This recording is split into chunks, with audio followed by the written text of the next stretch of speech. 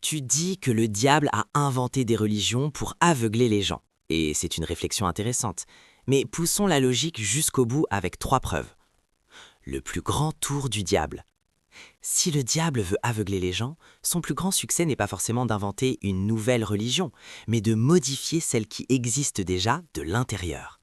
Tu dis qu'il faut bien lire la Bible, mais quelle version? Celle qui a été traduite, retraduite et modifiée par des hommes au fil des siècles? Si le diable est anti-vérité, sa cible n'est pas seulement les autres religions, c'est aussi le texte que tu tiens entre tes mains. Jésus, paix sur lui, est la source de la vérité. Tu cites Jean 14,6 « Je suis le chemin, la vérité et la vie ». Mais as-tu lu aussi là où Jésus dit « Je ne peux rien faire de moi-même. Selon que j'entends, je juge, et mon jugement est juste, parce que je ne cherche pas ma volonté, mais la volonté de celui qui m'a envoyé. » Le chemin dont parlait Jésus, c'était le chemin vers le Père, Dieu unique, pas vers lui-même en tant que Dieu. Dire que Jésus est Dieu, n'est-ce pas là l'invention humaine dont tu parles pour aveugler les gens sur le message originel des prophètes? L'islam n'est pas anti-Jésus. Tu te trompes de cible.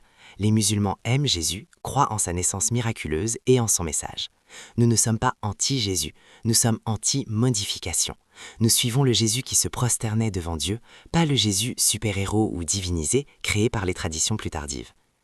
La vérité n'a pas besoin de versions multiples pour exister. Comme l'a dit Dieu, personne ne peut changer le cœur d'un autre si celui-ci refuse de voir. Même le prophète Mohammed, paix sur lui, n'a pas pu changer son oncle Abu Talib qui l'aimait tant.